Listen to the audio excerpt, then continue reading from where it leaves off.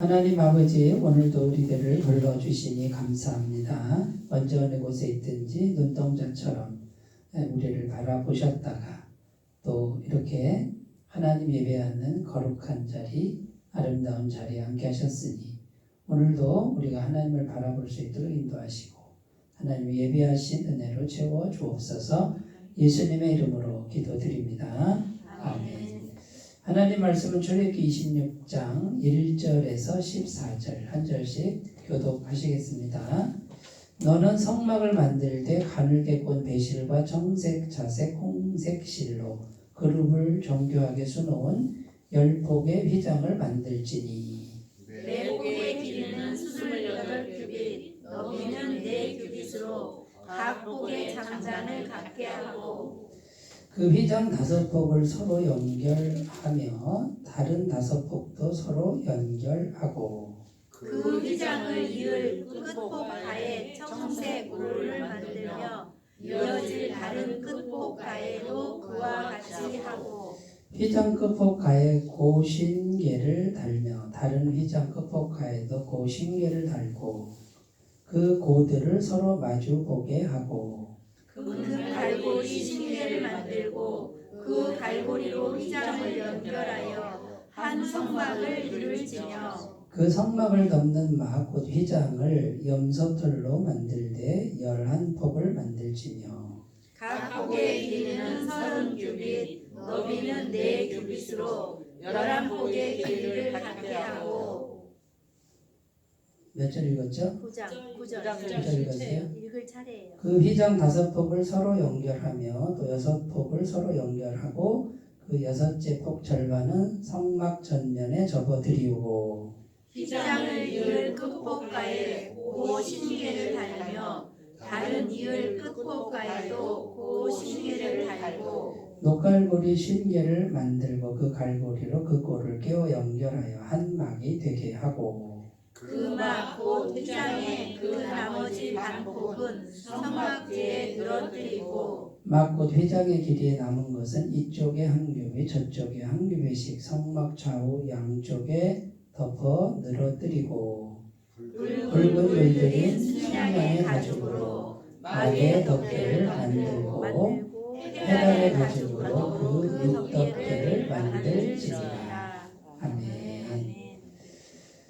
네, 쭉 읽었는데 뭔 내용인지 알 것도 같고 모를 것도 같고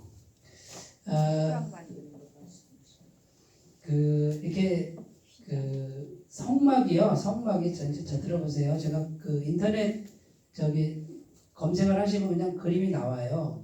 네? 책자도 있고 그러니까 그거 참고하시면 되는데 지금 덮개인데 천으로 만든 덮개를 어디에 덮는 거냐면 성소와 지성소 있죠? 거기 이렇게 덮는 거예요. 덮는데 바깥에 이렇게 울타리가 있어요. 성막 바깥에 큰 울타리는 흰색이에요. 흰 세마포로 이렇게 세우는 거예요. 근데 출입문이 동쪽에 하나밖에 없어요. 10m 되는 출입문이 하나밖에 없고 출입문 딱 들어가면 번제단이 있고 번제단 다음에 물두멍이라고 이렇게 물을 엄청나게 받아놓은 그 물 드럼통보다 훨씬 더 큰 그 물 두멍이 있어요. 그거 딱 지나면 이제 건물이 직사각형 건물이 있는데 거기가 성소와 지성소예요. 그래서 성소와 지성소 사이에 휘장이 이렇게 칸막이가 있는데 지금 말하는 건 성소와 지성소의 위 지붕을 덮는 걸 말하는 거예요. 이해가 되시죠? 네. 그런데 천으로 덮는데 네 개로 덮어요. 하나만 덮는 게 아니라 하나, 둘, 셋, 넷. 근데 그 천으로 만드는 거를 그렇게 여기 보면은 2절에 보면 매 폭의 길이는 28규빗 이렇게 돼 있어요. 예? 28규빗이에요. 그러면 이게 몇 미터냐면은 한 규빗을 45cm로 보는 건데 50cm로 보면 몇 미터예요? 산수를 잘 못하세요? 14m? 14m 정도 되는 14m. 그러니까 굉장히 길죠? 네, 14m 되는데 이렇게 큰 천이 없단 말이에요. 그러니까 그 천을 이렇게 다섯 개로 연결하라. 다섯 복을 이렇게 연결해가지고 큰 천을 만들어라. 이렇게 돼 있단 말이에요. 3절에 보면 그 휘장 다섯 복을 서로 연결하며 다른 다섯 복도 서로 연결 이렇게 돼 있죠. 자, 덮은 다음에 어떻게 고정시켜요? 그냥 덮어만 놔요? 볼을 만들어요. 네, 그러니까 이제 쉽게 얘기해서 바람 불면 날아가니까 텐트 치듯이 하는 게 텐트 치듯이. 근데 그 천에다가 그 고리 있죠, 고리를 50개를 달아서 그걸 이제 끈으로 연결해서 땅에다 박는 거예요. 텐트 칠 때처럼 하는 거예요. 그러니까 땅에다 이렇게 딱 박으니까 어떻게 해요? 바람 불어도 안 날아가죠? 이제 그런 내용이에요. 그런 내용인데, 이제 덮개가 4개가 이렇게 있어요. 4개로 덮는데, 이 덮개가 뭐냐, 그 말이에요. 덮개. 오늘 덮개에 담긴 영적 의미인데, 지난 시간에도 계속 말씀드렸지만, 성막에 있는 모든 기구는 다 누구를 의미한다? 예수님. 예수 그리스도를 의미한다. 그럼 덮개도 누구를 의미한다? 예수님을 의미한다. 그럼 덮개가 어떻게 예수님이 되느냐? 자, 성소와 지성소는 하나님을 예배하는 곳, 하나님이 임재하는 곳이죠. 그러면 거기를 오늘날에는 어디에 해당돼요? 오늘날에는 네? 교회라고도 할 수 있고 또 우리 마음이지 마음, 우리 마음이 성전이란 말이에요. 그러니까 하나님의 임재가 있는 곳, 하나님의 임재가 어디 있어야 돼? 우리 마음에 있어야 되죠. 물론 이제 교회도 오늘날의 그 성도를 예수님을 구주로 영접한 사람들의 모임이니까 교회 안에 하나님의 임재가 있단 말이에요. 자, 그러면 이제 성소 지성소를 마음으로 볼 때 그럼 덮개는 뭐냐면 예수 그리스도. 그러니까 마음을 뭘로 덮어라? 예수님으로 덮어라. 예수님으로 덮어라. 그러니까 복음이죠. 우리가 예수님을 구주로 영접하잖아요, 마음에. 그래서 그 예수님으로 덮어라 그 말이에요. 하나만 덮으면 되지 뭘 4개씩이나 덮으라고 하느냐. 이제 그게 이제 오늘 우리가 찾아가는 이제 그 의미를 찾아가는 거예요, 우리가. 네, 근데 이제 제일 첫 번째 휘장이 몇 절에 나오는 거냐면 1절에서 6절이 첫 번째 휘장이에요. 그러면 그 1절을 읽어보면요. 너는 성막을 만들 때 가늘게 꼰 배실과 청색, 자색, 홍색 실로 그룹은 천사죠. 정교하게 수놓은 10폭의 휘장을 만들지며. 자, 그런데 이게 갈수록 있잖아요. 갈수록 좀 더 커야 돼요. 네, 그러니까 맨 안쪽에 있는 게 조금 더 작고 갈수록 더 커야 덮을 거 아니에요, 그죠?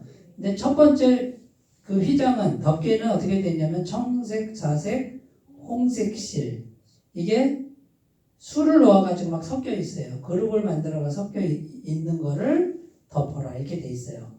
그럼 이 첫 번째 휘장의 의미는 뭐냐? 이걸 우리가 생각해야 되는데, 자, 청색, 자색, 홍색, 흰색 천에다가 하는 거니까 청색, 자색, 홍색, 흰색 이 색깔이 의미가 있어요.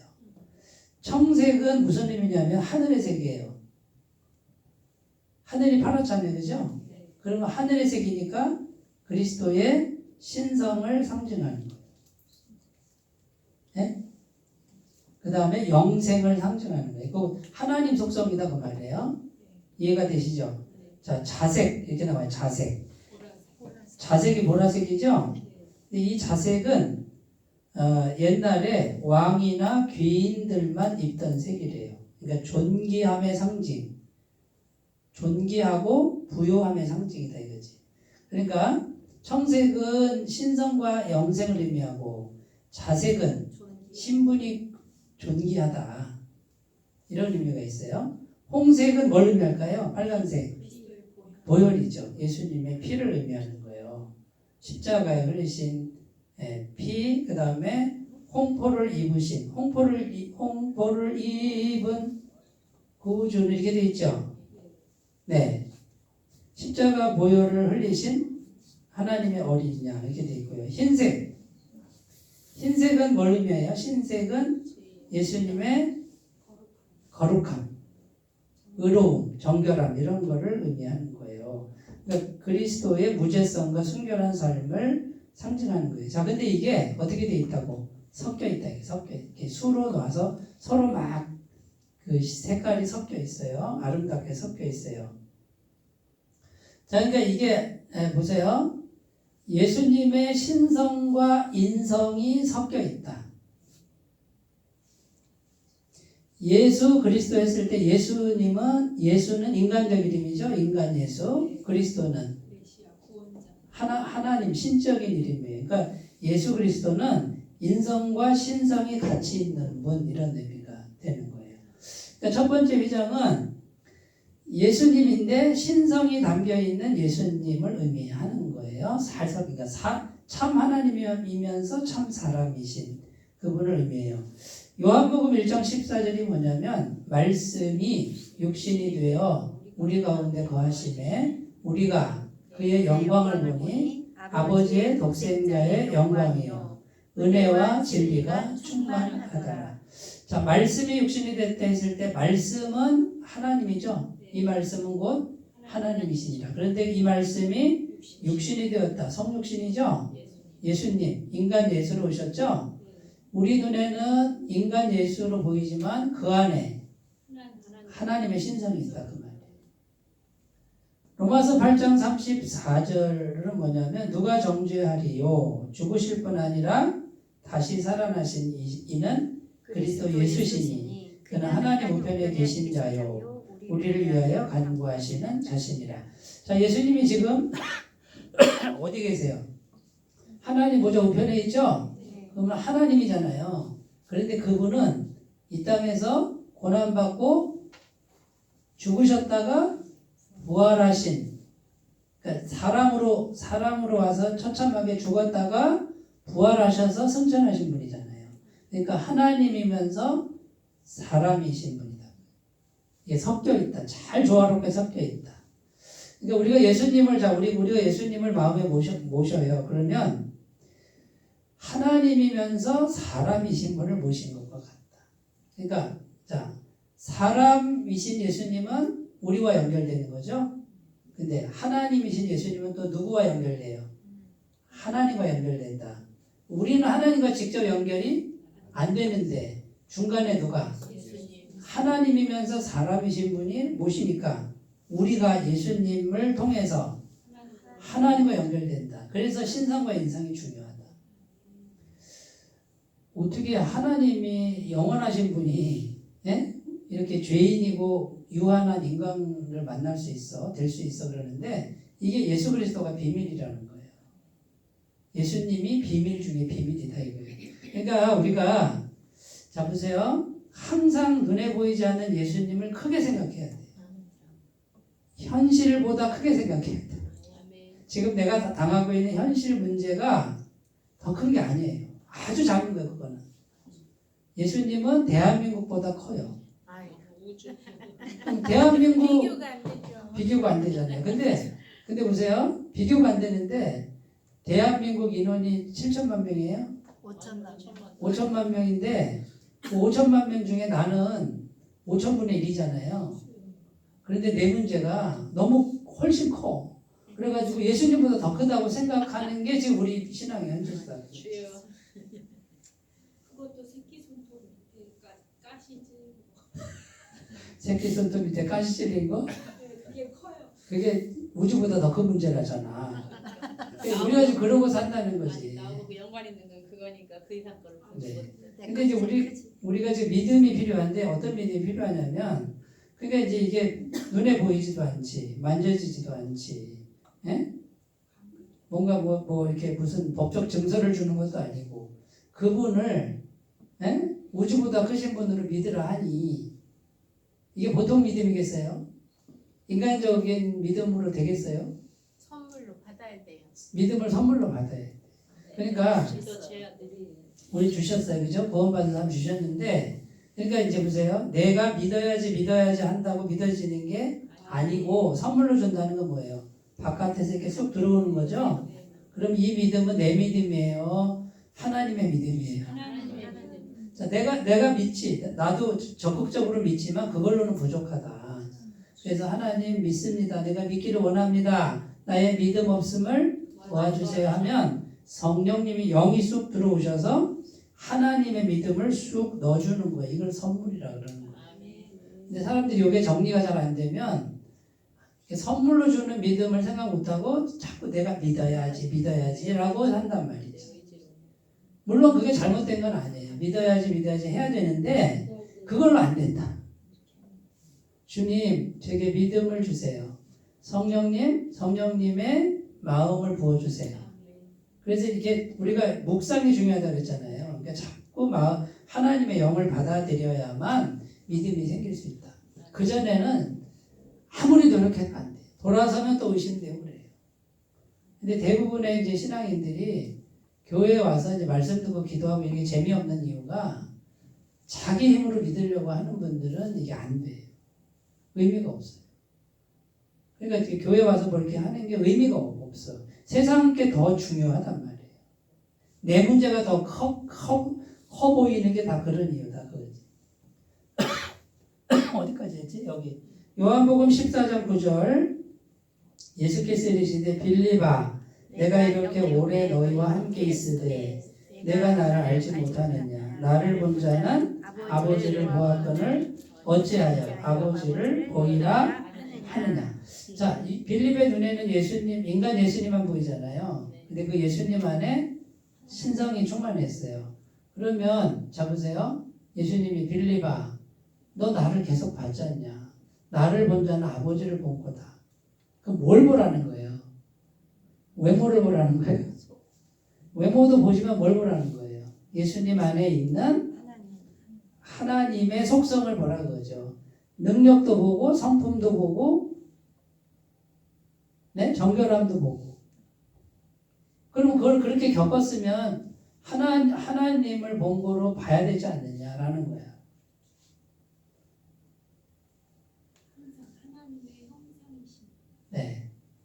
이따가 이제 결론적으로 우리가 결론을 맺겠는데 우리는 그럼 그러니까 예수님의 모습이 지금 모범이에요. 모범. 우리의 구원받은 우리의 모범이에요. 그럼 예수님은 육체로 오셨는데 속에 뭐가 충만했다고? 신성이 충만했죠? 우리가 지금 육체를 갖고 있죠? 그럼 우리 안에 뭐가 충만해야 된다? 신성이 충만해야 된다. 신성은 어떻게 충만해져요? 말씀이 들어오고 성령이 들어오고 내가 노력해서는 안 된다. 하나님의 영이 들어와야 하나님의 말씀이 들어와야 신성이 충만해진다. 근데 우리 속에는 또 뭐가 있다? 죄의 세력이 있다. 그러면 이 죄로 물든 나는 어떻게 해야 돼요? 점점 작아져야 되고 예? 말씀과 성령이 점점 강해져야죠. 죄로 물든 나는 죽었다고 생각하라 그거예요. 실제로 나를 막 이렇게 죽이지 말고 마음이 약해져야 된단 말이에요. 세상 논리는 내가 강해져야죠. 자아가 강해져야 돼. 내가 열심히 해야 되고 내가 강해져야 돼. 이게 세상 논리예요. 천국 논리는 달라요. 자아가 강해지면 안 돼. 요게 구분이 되시는 분은 이제 득도 하시는 거예요. 득도. 간을 하게 되는 거예요. 근데 이게 자 내 자아가 작아지는데 뭐 현실적으로 뭐 주어지는 게 있어? 뭐 이게 보이기를 해? 마음이 평안해져요? 맞는데 그 평안의 색깔이 다르단 말이에요. 근데 이걸 믿으라 하니 이게 믿어지겠냔 말이에요. 인간적인 믿음으로는 이거는 힘들다. 그러니까 성령님의 도우심이 반드시 필요하다. 여기서 다 걸려 있어요. 여기서 다 걸려 있어요. 네. 그러니까 첫 번째 휘장은 신성과 인성이 잘 조화롭게 있는 예수님을 의미하고, 자 우리가 그런 예수님을 마음에 영접했어요. 그러면 나하고도 연결돼 있고 하나님하고도 연결돼 있는 분을 내가 모시고 있다. 그러므로 나도 하나님과 연결이 돼 있다. 자 그러면 결론적으로 내 자아가 점점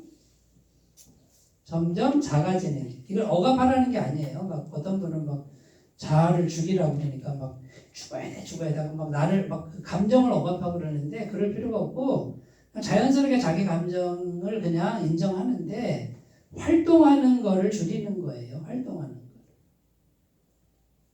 편안해야 돼요. 근데 이게 막 억압을 감정을 억압하고 막 감정을 드러내도 안 되고 막 이렇게 가시는 분들은 또 심각한 강박 증세가 오고 막 이상한 행동을 하고 그래요. 그럴 필요가 없고 그냥 내 안에 계속 죄의 세력이 활동하는 게 있어요. 그 다음에 나라고 하는 자아가 자꾸 열심히 하려고 그러고 나를 드러내려고 하는 욕구가 계속 움직이는데 그거를 자꾸만 이렇게 절제를 시키는 거예요. 그러면서 기도를 하는 거예요. 어떻게? 주님, 내가 절제하오니 주님이 더 내 안에서 충만해지게 하옵소서. 누가 알아줘요? 주님. 세상 사람들은 몰라요. 나하고 주님은 알아요. 근데 보이지 않는 주님이 그걸 아니까 어떻게 해? 주님이 도와주는 거예요. 책임지는 거예요, 내 인생을. 거기서부터 이제 주님과의 비밀스러운 일들이 벌어져요. 근데 요거를 터득하셔야 돼. 제가 드리는 말이 이해가 되려나 모르겠어요. 요게 터득되시는 분은 이제 주님과 함께 일하는 게 돼요. 그리고 이제 기도 응답이 이게 현실적으로 이루어지는 것이 되는데 요걸 자꾸 이렇게 맛보시는 분들은 이제 재미있어져요. 그리고 내가 없다고 하는 게 더 나은 거네. 현실적으로 더 나은 거다. 진짜예요. 잘해보세요. 두 번째 휘장은 7절에서 13절인데요. 7절 읽어보면 그 성막을 덮는 막, 곧 휘장을 염소털로 만들되 11폭을 만들지며. 자, 맨 앞에 거는 10폭이라고 그랬죠? 네. 근데 그 다음 조금 더 커요. 11폭짜리를 만들어라. 그런데 두 번째 덮는 휘장은 뭘로 만들어라? 염소털. 염소털은 색깔이 하얀색. 예, 흰 염소털이에요. 까만 염소도 있긴 있네. 흑염소가 있네. 근데 흰색이에요, 흰색. 자, 그러면 이 흰색은 뭘 의미하냐면 희생당하신 그리스도의 순결한 인격, 순결한 마음, 순결한 삶. 그러니까 양털이 아니고 염소털이. 염소털이래요, 염소털. 근데 이게 흰색이래요. 그래서 뭐냐면 예수님의 흰 마음, 착한 마음, 깨끗한 마음. 자, 그럼 우리가 예수님 영접했죠? 그럼 예수님의 깨끗한 마음이 내 안에 있다, 없다? 있다. 그런데 나의 시커먼 마음이 커지면 어떻게 돼요? 예수님의 흰 마음이 작아지고 나의 시커먼 마음이 가만히 있으면 없어지지 않아요. 나 시커먼 마음 죽이려고 하면 안 돼. 죽을 때까지 안 없어져요. 그러니까 시커먼 마음은 그냥 있다고 그냥 죽을 때까지 있다고 생각하면 돼. 네, 근데 저는 이걸 옛날에요. 이 마음을 죽이려고 했어. 저는 뿌리 뽑고 싶었어요. 이게 왜 이게 내가 예수님 영접했는데 시커먼 마음이 그냥 눈만 뜨고 올라오는데 없어지는 줄 알았어. 나는 이걸 이렇게 뿌리 뽑아야 되는데 내가 지금 못 뽑고 있구나 이렇게 생각했단 말이에요. 그러니까 이게 해답이 없는 싸움을 내가 3년을 싸웠다 그거예요. 그래가지고 철야기도, 새벽기도, 금식기도 뭐 그냥 밥 먹듯이 했는데요. 그때뿐이야. 그래서 3년 동안 고생하다가 깨달은 게 뭐냐면 이거는 그냥 내비두는 거구나. 그냥 있구나 그냥 이거는. 그리고 로마서 7장을 읽어보니까 사도 바울도 똑같은 고민을 하고 있었던 거예요. 오호라 나는 공고한 사람이로다. 나는 선한 걸 하려고 하고 싶은데 자꾸 악한 것만 하네. 왜 그럴까? 이건 내가 하는 게 아니라 내 속에 있는 죄가 하는 거구나. 이렇게 사도 바울이 깨달은 얘기가 나오잖아요. 그래서 지금은요, 제 속에 시커먼 거 있는 거를 내비둬요, 그냥. 그리고 가끔 나를 괴롭혀도 원래 그래, 그냥. 그리고 그렇게 막 심각하게 내가 그렇게 막 고민하지 않아요. 네. 그러니까 이제 이게 막 나를 역사할 때는 그냥 나는 가만히 있으면 돼. 같이 안 안 놀아주면 돼. 근데 막 괴롭지. 나를 쥐고 흔드니까 괴롭죠. 근데 그때가 지나면 또 다시 이렇게 마음을 추스리고 예수님 마음을 충만하게 하면 또 내가 이걸 다스리면서 내가 또 이제 예수님 마음이 강해지고 이게 반복이 계속되는 거예요. 목사가 그래서 있잖아요. 나는 요만큼도 죄가 없고 이렇게 막 말하는 사람들 가끔 보거든요. 예? 나는 성령 충만해서 그런 게 없대. 난 그런 분들하고는 얘기를 안 해요. 왜냐면 거짓말이거든. 잘못 알고 있는 거예요. 자기는 되게 거룩하고 막 이래요. 인간은 아무리 거룩해도요. 죄인이에요. 아무리 많은 걸 쌓아도요. 똑같은 죄인이에요. 더 나은 인간이 없어요. 근데 세상 논리로 보면 어떻게 돼 있어요? 뭔가를 이룬 사람은 대단한 사람으로 돼 있잖아요. 근데 천국의 논리를 보면요, 아니에요. 물론 세상에서 열심히 산 거에 대해서 존중해주고 인정해주는 거는 괜찮죠. 그거는 열심히 살았으니까, 열심히 살아서 이 땅에서 많이 이뤘네, 그거를 전문가가 됐네, 성공했네, 그러면 뭐 어떻게 돼요? 인정해줘요. 그러나 그 인정의 색깔이 다르다 그 말이에요. 그 사람 존재를 대단한 걸로 생각하는 건 아니다.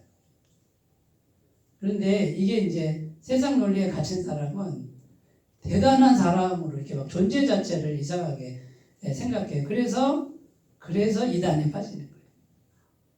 싸울 때 성령을 쫓아 행하라 그럼 육체의 욕심을 이루지 아니하리라 그랬잖아요. 네네네. 그러니까는 이제 성령을 쫓아 행하려고 하면 이거는 이제 자동적으로 육체의 욕심은 없어지는 게 아니라 이기는 거지. 그러니까 작아지는 거예요. 작아지는 거예요. 그러니까 성령을 쫓아 행하라. 그렇지, 이 방법만 알면 될 것 같아요. 그것만 알면 되는데 네. 근데 그게 어렵다는 거지. 그러니까 말씀으로 생각하고 말씀을 생각하면 네. 말씀 이제 말씀도 이제 해석을 잘해요. 생각나잖아요. 그러니까 이제 해석을 잘해야 된다 이거죠. 왜냐하면 사단도 말씀을 사용하니까 사단도 말씀을 가지고 유혹을 하잖아요. 그럴듯하게. 그러면 이걸 또 분별력이 필요하다 그 말이에요. 그러니까 이게 그냥 말씀만 따라간다고 했을 때도 생각할 게 굉장히 많단 말이죠. 그러니까 훈련이 필요하다. 마귀가 와서 예수님 40일 금식할 때 어떻게 해요? 말씀 갖고 시험하잖아요. 네? 돌이 떡덩이가 되게 하라고. 그 다음에 성전에서 뛰어내리면 천사가 와서 받쳐준다. 이게 시편 118편에 있는 말씀이라고요. 예수님이 뛰어내리면 진짜 받쳐줄 거란 말이에요. 근데 예수님 가만히 계시잖아요. 네? 주 너의 하나님을 시험치 마라. 그렇게 안 해도 돼. 그 말이에요. 그거 꼭 보여줘야 하나님이 내가 하나님 아들이 증명되는 게 아니야. 내가 하나님의 아들인 건 하나님이 알아서 하셔야 그 뜻이거든요. 그러니까 아무것도 안 하고 말씀으로만 물리치는 게 예수님인데 예수님은 지금 그 말씀을 분별하잖아요. 그러니까 분별의 능력을 키우셔야 돼요. 자, 그러면 예수님의 깨끗한 마음이 염소털이에요. 마태복음 11장 28절 30절 수고하고 무거운 짐진 자들아 다 내게로 오라. 내가 너희를 쉬게 하리라. 나는 마음이 온유하고 겸손하니 나의 멍에를 메고 내게 배우라. 그러면 너희 마음이 쉼을 얻으리니 이는 내 멍에는 쉽고 내 짐은 가벼우니라. 예수님 마음이 어떻다고요? 온유하고 겸손하다. 근데 다 나에게서 와서 쉬라 그러죠? 그러면 자, 예수님 내가 마음에 영접했어요. 내가 어떻게 쉴 수 있어요? 예수님이 오라 그랬죠. 어디로 가요 우리가? 동쪽으로 가요? 서쪽으로 가요? 마음으로 가야지. 마음으로. 마음에서 어떻게 하라고요?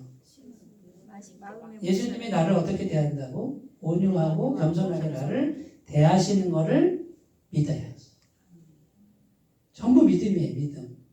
근데 예수님이 어디 있어요? 보여기를 해요. 증서를 줘요. 현실적으로 뭘 보자게요? 믿음으로. 그러니까 주님께 맡기는 게 이게 최고인데 이걸 못 맡기는 분은 불안한 거지. 조급하죠. 그러니까 내가 자꾸 또 움직여.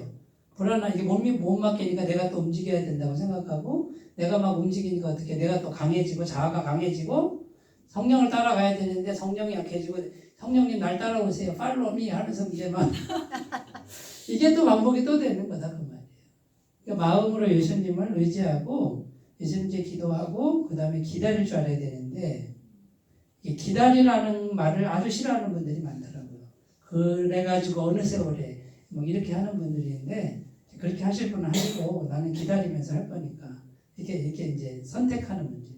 히브리서 4장 15절 우리에게 있는 대제사장은 우리의 연약함을 동정하지 못하실 리가 아니요 모든 일에 우리와 똑같이 시험을 받으실 이로되 죄는 없으시다. 자, 죄가 없어요. 똑같이 시험 받았는데 죄가 없는 분이 우리 속에 와 계십니다. 그러면 우리가 죄 짓는 거 알까요? 모를까요? 연약한 거 알까요? 모를까요? 알아요. 똑같이 당하시는 분. 그분께 마음을 어떻게 하라고요? 마음을 나누라고 그랬죠? 사귐의 기도를 할 줄 알아야 돼. 이렇게 마음을 나눌 줄 알아야 돼요. 마음을 나누지 않으면 연결이 된 게 아니에요. 갈라디아서 5장 22절 23절 예수님의 성품이에요. 오직 성령의 열매는 사랑과 희락과 화평과 오래 참음과 자비와 양성과 충성과 온유와 절제니 이 같은 것을 금지할 법이 없느니라. 자, 예수님을 내가 마음에 모셨어요. 그러면 뭘 모신 거나 똑같으냐면 사랑, 희락. 이거는 내가 만드는 게 아니라 하나님의 사랑, 하나님의 기쁨, 하나님의 평강, 하나님의 오래 참음, 하나님의 자비, 하나님의 양선, 충성, 온유, 절제를 내가 지금 여기 모신 것과 같아요. 자, 모셨는데 왜 안 나타나느냐? 내가 움직이고 있으니까. 내가 더 열심히 하니까 이 예수님의 성품이 작아졌다는 거예요. 그러면 이미 우리가 다 해답은 다 갖고 있어요. 여기 마음에. 그러면 그 다음 할 일은 뭐냐면 자아의 활동을 작게.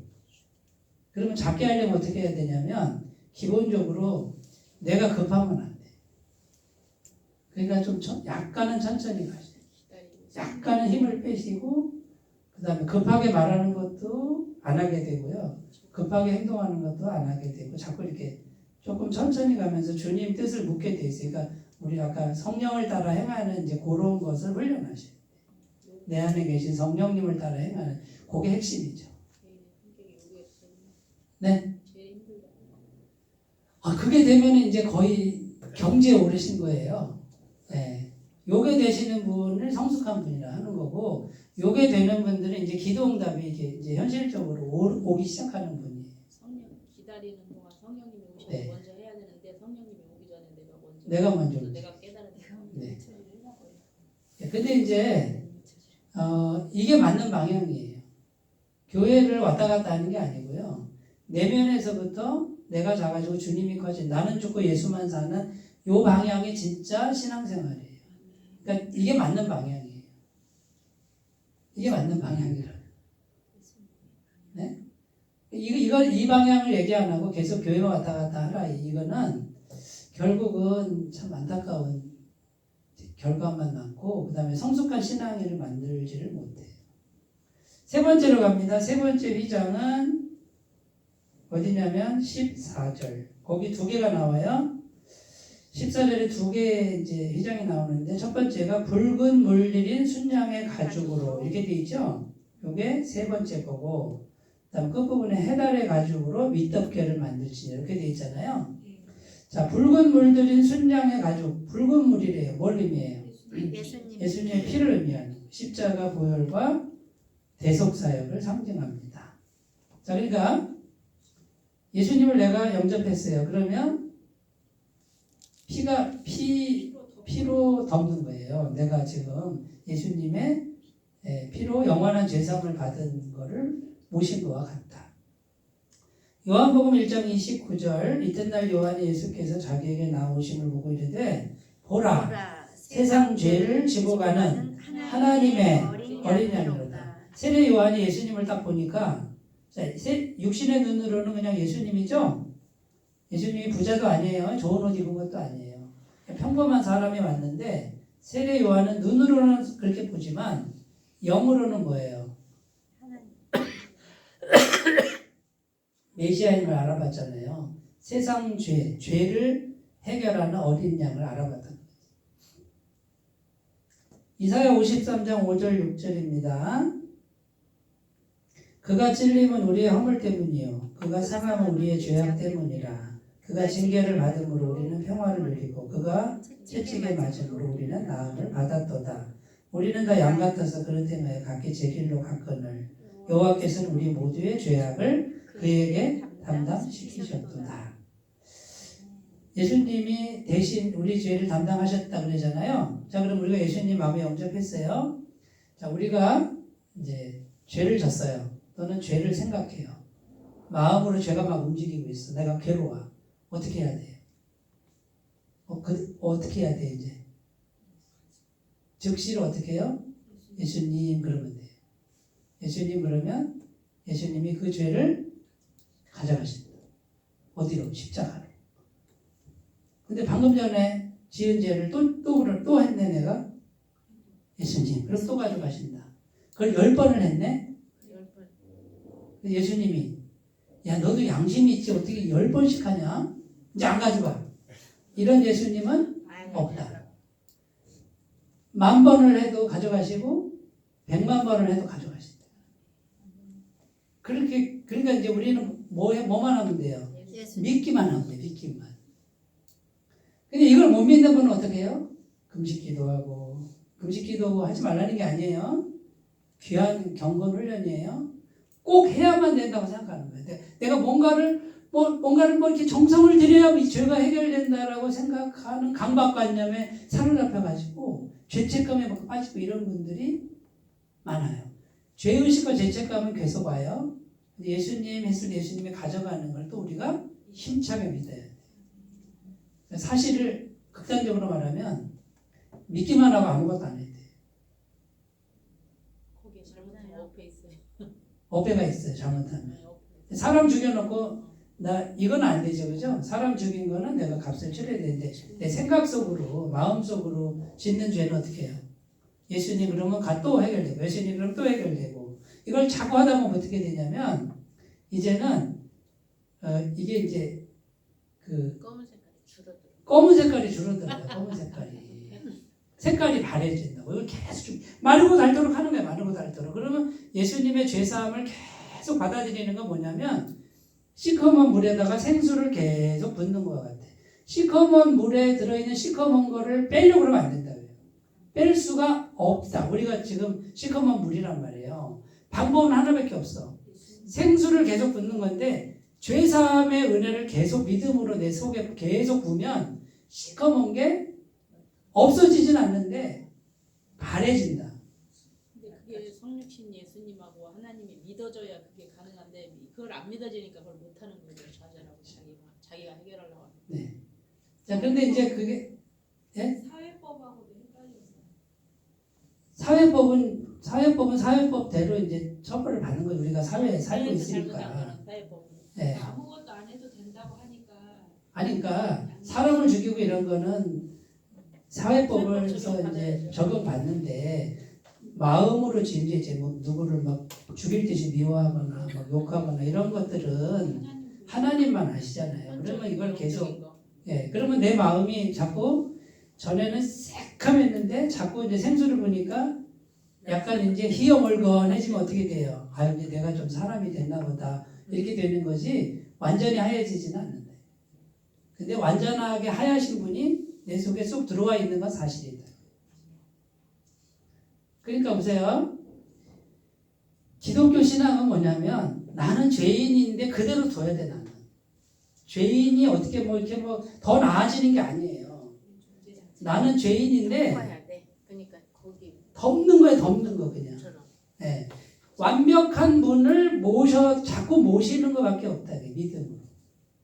그런데 요걸 잘못 아시는 분들은 야 너는 더 시커멓고 나는 좀 덜 시커멓잖아. 이거 가지고 막 그래 자랑해요. 제목에 대해 똑같은 죄. 너는 신학도 안 하고 난 신학 공부했잖아. 당신은 집사님은 난 목사잖아. 뭐 이런 식으로 생각하는 분들이 있어요. 그 아주 복음을 잘못 이해하는 거예요.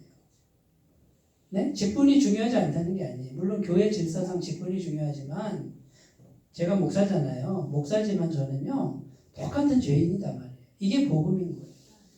그냥 완벽하신 예수님을 내가 깨끗하신 분을 모시고 있는 것 뿐이에요. 그리고 교회에서 목사라고 하는 역할을 하는 것 뿐이야. 성도님들이 교회 질서를 위해서 순종해 주는 거지. 내가 뭐 더 나아서 그렇다 그런 게 아니야. 오해하지 않았으면 그래야 겸손해지고 교만해지지 않을 수 있다. 어디까지 했어요?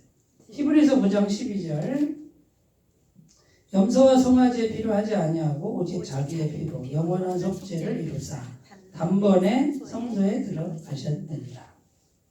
네, 영원한 속죄함이죠. 그러니까 예수님의 영원한 속죄함을 우리가 쑥 받아들이는 거예요. 영원한 속죄함 받아들이는 거예요. 그럼 내가 계속 죄를 계속 질 수밖에 없는데 영원한 속죄함 예수님 받아들이니까 또 속죄함, 또 속죄함, 또 속죄함, 마르고 닳도록 속죄함. 이걸 계속 마음에 생수처럼 부으면 힘이 생겨요. 힘이. 영적인 힘이 생겨요. 그러면 죄를 이길 수 있는 힘이 생겨요. 자, 그 다음에 네 번째 위장 가야죠. 해달의 가죽. 해달의 가죽은 거무스름하고 두툼해요. 단단해요. 외부의 환경과 풍파에도 잘 견디는 걸 말해요. 강인하고 견고하게 하나님의 뜻을 추구하셨던 그리스도의 삶의 모습. 네, 조금만 더 할게요. 뭐 해야죠, 그래도. 자, 그러면 이제 해달의 가죽은 모든 풍파를 막아주는 그 보호막 역할을 하고 꿋꿋하게 하나님의 뜻을 추구하는 그런 예수님을 이제 모습을 보여주고 있습니다. 자, 마태복음 26장 39절은 뭐냐면 나의 원대로 마시옵고 아버지의 원대로 하옵소서. 겟세마네 동산의 기도죠. 내가 죽더라도 하나님의 뜻에 순종하겠습니다. 그 다음에요. 마태복음 4장 9절 10절은 마귀가 와가지고 내게 엎드려 경배하면 이 모든 걸 내게 주겠다 그랬더니 예수께서 말씀하시되 사탄아 물러가라 기록되었으되 주 너의 하나님께 경배하고 다만 그를 섬기라 하였느니라. 나는 죽어도 하나님만 섬기겠다. 그러니까 어떤 일이 있어도 죽어도 나는 하나님의 뜻만에 순종하고 따라가겠다. 마태복음 16장 24절 누구든지 나를 따라오려거든 자기를 부인하고 자기 십자가를 지고 나를 따를 것이니라. 자, 그럼 자기 부인 똑같은 맥락이에요. 죄로 물든 내가 너무 열심히 활동하고 있어.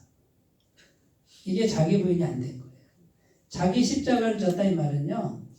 죽어 있는 것처럼 한 상태로 따라오라 그 뜻이에요. 그러니까 내 뜻은 없어야 돼요. 사실은. 그런데 우리가 내 뜻이 너무 앞서가. 내 뜻이 너무 많아. 그러니까 능력이 안 나타나. 내 능력은 없잖아요. 내 능력만 나타나는 거지. 자, 이제는 내 능력으로 살지 말고 누구 능력으로 산다? 예수님 능력으로 산다. 보이지 않는데, 만져지지 않는데 믿어야 된다. 안 믿어지시는 분은 성령님께 믿음 달라고 기도하셔야 돼요. 자, 전체적인 의미는 뭐냐면 보세요. 예수님의 외모와 내면을 상징하는 거예요. 이 덮개는. 예수님의 모습은 거칠고 보잘것없고 가난한 모습. 그러나 예수님 안에는 신성이 충만하다. 이사야 53장 2절입니다. 그는 주 앞에서 자라나기를 연한 순 같고 마른 땅에서 나온 뿌리 같아서 고운 모양도 없고 풍채도 없은지 우리가 보기에 흠모할 만한 아름다운 것이 없도다. 외모가 이랬다는 거예요. 그러나 신성이 충만했다. 골로새서 2장 9절 그 안에는 신성의 모든 충만이 육체로 거하시고. 고린도후서 4장 16절 그러므로 우리가 낙심하지 아니하느니 우리의 겉사람은 낡아지나 우리의 속사람은 날로 새로워지도다. 이 말이 맞죠? 예수 제대로 믿는 사람은 점점 늙어가요. 그러나 속은요. 예수님의 신성으로 예수님의 영광이 점점 강해지니까 속은 날로 새로워지는 거예요. 그리고 요 방향으로 가는 분들은 이제 앉아서 기도만 해도 기도 응답이 이렇게 되는 삶이 가능한 거예요. 그러니까 외모는 주름살 생기고 늙고 힘없어도 하늘의 권세와 하늘의 영광을 가지고 남은 여생을 살아가는 인생이 될 줄로 믿습니다. 자, 질문. 마음이 그리스도로 덮여 있습니까? 외모는 여기 보니까 제가 제일 잘생겼는데 이쁘신 분들도 있지만 결국은 다 주름살 생기고 늙습니다. 거기에 승부 걸지 마시고 내면을 그리스도로 잘 덮으시길 바라겠습니다. 하나님 아버지 우리 마음이 예수 그리스도로 다 잘 접히도록 도와주옵소서. 예수님의 이름으로 기도드립니다. 아멘.